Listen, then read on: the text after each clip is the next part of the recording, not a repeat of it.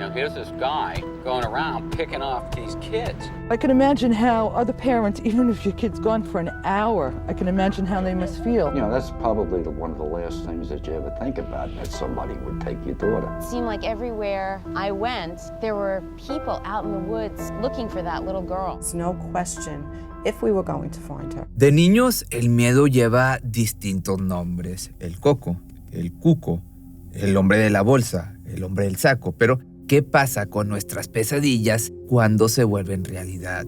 Muchas veces de niños hemos buscado los monstruos dentro del armario, debajo de la cama, en lugares oscuros y sombríos. La imaginación y la sugestión de los padres para lograr buena conducta de pequeños podía crear falsas alarmas. Cualquier sombra podía ser un monstruo, cualquier ruido podía ser el coco. Sin embargo, en Staten Island, esto es en Nueva York, durante una década el monstruo fue real y los niños comenzaron a desaparecer. La leyenda de Cropsey se convirtió en la peor pesadilla de los niños de Staten Island. El hombre de la bolsa estaba al acecho, buscando víctimas para llevar a su guarida y devorarlas, aniquilarlas y arrastrarlas al infierno.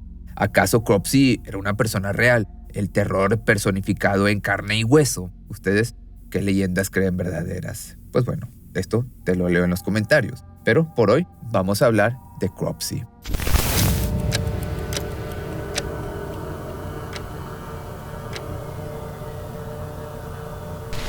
Se dice que la leyenda de Cropsey, al igual que muchas leyendas urbanas, nació al calor de una fogata en el bosque de Greenbelt. Como es costumbre, los niños exploradores contaban las historias más terroríficas por la noche, con la complicidad del fuego y las sombras. Como muchas leyendas urbanas, la de Cropsey bebe de un lugar de origen, de un incidente del pasado, de una maldición local. A principios del siglo XX, en Staten Island, existía el siniestro Hospital Psiquiátrico de Seaview, un centro de cuidado para personas vulnerables y problemas mentales. Dentro de sus muros, la finalidad de cuidar y rehabilitar a los pacientes fueron meras palabras vacías. Seaview se transformó en el infierno para quienes tuvieron la desgracia de internarse en sus instalaciones. Experimentos como la lobotomía, electrochoques, abusos sexuales, torturas eran el pan de cada día.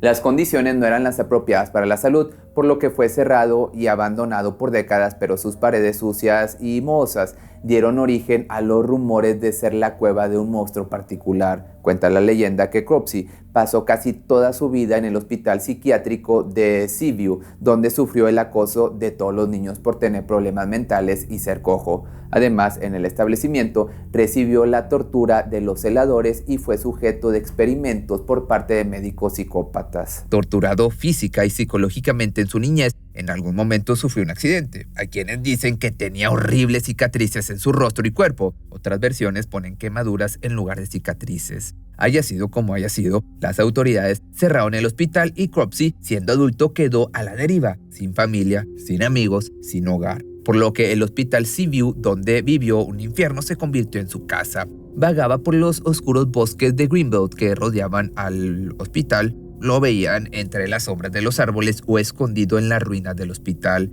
Ermitaño y resentido con los niños por el maltrato que recibió toda su vida, su locura lo llevó a vagar con un saco para secuestrar a cualquier infante que se cruzara por su camino y lo arrastraría por los túneles que se encontraban debajo del hospital, donde les haría cosas horribles e indescriptibles. Cropsey, el hombre de la bolsa, fue el terror de cuanto infante de Staten Island. Los padres que crecieron con su leyenda al calor de una fogata comenzaron a asustar a sus hijos con que Cropsey los llevaría si se portaban mal. Sin embargo, no sabían que Cropsey se encarnaba como semilla del mal. Un hombre, o mejor dicho, un monstruo humano, se convertía en Cropsey y estaba cerca. El terror tiene su origen y muy cerca del macabro Seaview. Por las lindes del bosque Greenbelt se erigió en 1947 y la escuela estatal Willowbrook para niños y niñas con deficiencia mental. Rodeado por el bosque, pocos sabían lo que sucedía hacia dentro de sus rejas. A pocos le importaba también, pero el imaginario pueblo de Willowbrook era el único lugar donde se podía acoger a aquellos niños especiales.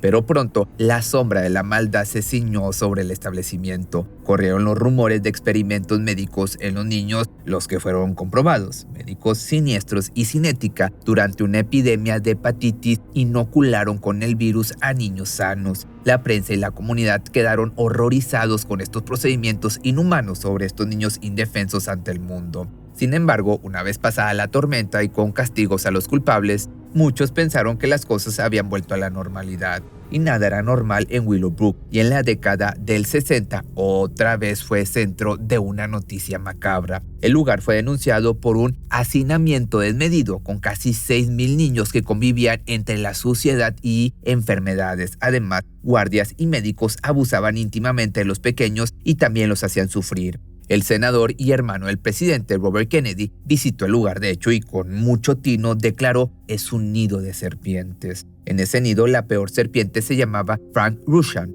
Rushan era un hombre grandote y tosco, de pocas palabras, sin amistades. Trabajaba como conserje en Willowbrook y las autoridades del establecimiento le permitieron construir una choza en el terreno. En el 69, Rushan fue preso por secuestro e intento de abuso de una niña de 9 años. Mientras estuvo tras las rejas, Willowbrook volvió a ser foco de atención de los medios de comunicación por las atrocidades cometidas en la escuela. Muchos pequeños señalaron al propio Rushan de propinarles tremendas golpizas y macabras torturas. Sin embargo, la policía nunca lo interrogó. Al salir de prisión, se cambió el nombre por el de Andre Rand, pero en el fondo seguía siendo el mismo monstruo. En realidad, se convirtió en un monstruo mucho más aterrador. Por la presión de la comunidad, Willowbrook fue clausurado y cerró sus puertas en el 72. Andre Rand no tenía dónde vivir y las autoridades le permitieron mantener su choza. Para muchos, obviamente, debía estar tras las rejas, condenado como la mayoría de los empleados de la escuela. Por el día y más por las noches, se veía a Rand pasear por las instalaciones abandonadas y por los bosques que circundaban. Recogía objetos por el bosque y la escuela y las coleccionaba. Hablaba solo, mantenía conversaciones con seres imaginarios, incluso lo escuchaban reír a carcajadas o gritar insultos a viva voz. El edificio, por otra parte, de Willowbrook, en muy poco tiempo estuvo ya en ruinas, un esqueleto de concreto deteriorado, como así también la mente de Andre Rand. Se movía entre las sombras como un lobo hambriento, a la espera de una víctima. En 1972, a los pocos meses de ser puesto en libertad, se denunció la desaparición de Alice Pereira, de 5 años. La pequeña jugaba en el vestíbulo del edificio donde vivía y la última vez que la vieron estaba en el parque. Algunos testigos descubrieron en las cercanías a un hombre grande y sospechoso. Era Andre Rand. Fue interrogado por la policía, pero liberado por la falta de pruebas. El hombre del saco quedaba en libertad, pero ¿qué pasó con Alice? Pues bueno, solo él lo sabía. Por muchos años se recluyó en la oscuridad del ruinoso Willowbrook hasta que su nombre volvió a aparecer en un informe policial. Holly Ann Hawks, de 7 años, y su amiga fueron a una tienda a comprar cuando André las abordó con su auto y platicó con las niñas. Holly se subió al automóvil del extraño hombre, su amiga la vio alejarse. Obviamente no sabía que iba directo al mismísimo infierno. Después, en el 81, Holly nunca regresó a casa. La intensa búsqueda fue dolorosa y sin resultados satisfactorios, y a pesar de que varios testigos vieron a la pequeña en el auto de Rand, la policía nunca lo interrogó. El terror se apoderó de la ciudad cuando este mismo sujeto secuestró un autobús escolar con 11 niños y niñas cuando estaban estacionados en la sede de Staten Island del YMCA, Asociación de Jóvenes Cristianos, por sus siglas en inglés, por cierto. André se subió y sin medir palabra aprovechó el descuido de los responsables y arrancó el autobús. Llevó a los niños a White Castle, donde les compró hamburguesas, y luego al aeropuerto de Newark para partir y aterrizar aviones. Y por esto el hombre del saco, Rand, solo pasó 10 meses en prisión porque los niños no fueron lastimados. Luego salió de cárcel el 2 de agosto de 1983 y el 14 del mismo mes se denunció la desaparición de Jackson, de 11 años. Fue vista por última vez saliendo del hotel donde se hospedaba con su familia. Salió a comprar comida y nunca más regresó. Rand fue interrogado por la policía, pero fue puesto en libertad por no haber pruebas ni presentarse cargos. Un año después, en el 84, ahora desapareció Hank Gafforio, de 22 años. El joven tenía deficiencia mental. Muchos lo vieron en el Volkswagen azul de Andre Rand. Muchos lo vieron hablar también en la autopista con Rand. Muchos lo vieron en una cafetería con este mismo monstruo. Nadie volvió a ver a Hank. Nadie encontró su cuerpo.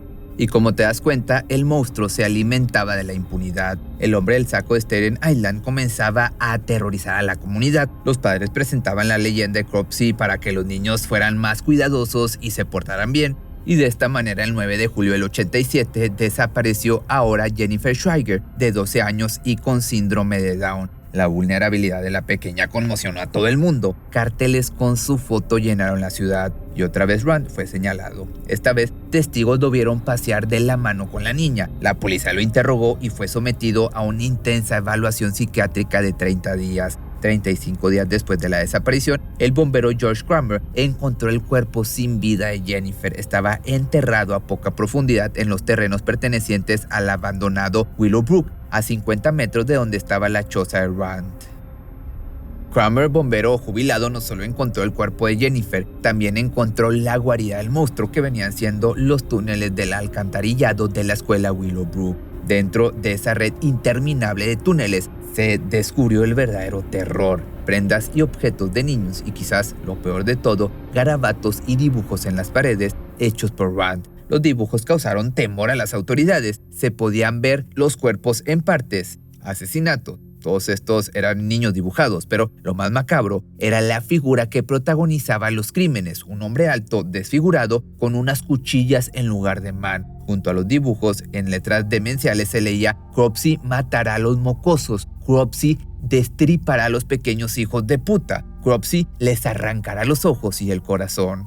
Especialistas apuntaban a Rand de terminar con los niños en alguna práctica de satanismo. Rand, por su parte, y como suele suceder, juraba ser inocente. Decía que el culpable de esas desapariciones y crímenes era Cropsey, que hablaba con él y le tenía mucho miedo. Decía que Cropsey estaba desfigurado y vivía en los túneles. Él le llevaba comida y hablaban. Sospechaba que era el culpable de las desapariciones, pero sabía que nadie le creería. Durante el juicio, finalmente lo describió como de 2 metros de altura, rostro desfigurado por cicatrices y quemaduras, un garfio en lugar de mano o un gancho. Dijo aparte que Cropsey tenía dificultades para hablar y que arrastraba un pie al caminar. Y como te digo, sostuvo por mucho tiempo su inocencia. Sin embargo, las pruebas eran contundentes y en 1988 fue condenado a prisión por el asesinato de Jennifer. Y aunque no admitía sus crímenes, muchos compañeros de celda aseguraron que Andre Rand llegó a compararse con el asesino en serie Ted Bundy. Bundy y yo somos parecidos en muchos aspectos. Ambos usábamos Volkswagen. Lo de Bundy eran las mujeres, lo mío son los niños. ¿Crees que la policía podría darse cuenta de eso? El hombre del saco solo fue condenado por un homicidio y en el año 2004, ante el peligro de obtener la libertad condicional, fue enjuiciado y hallado culpable de la desaparición y asesinato de Holly Ann. Saldrá en el año 2037, cuando tenga 93 años, si es que llega, y otras víctimas esperan que se haga justicia en su memoria. Quizás el hombre del saco vuelva con sed de venganza y la leyenda de Cropsey sea vivida en carne propia una vez más, pero pues de aquí a que tenga 93 años o que salga falta mucho tiempo. Igual, si te gustó este video, déjame tus comentarios aquí abajo y recuerda que los puedes encontrar en todas las plataformas de audio, y si lo escuchas por Spotify o Apple Podcast, me sería de mucha ayuda si me dejas una buena calificación.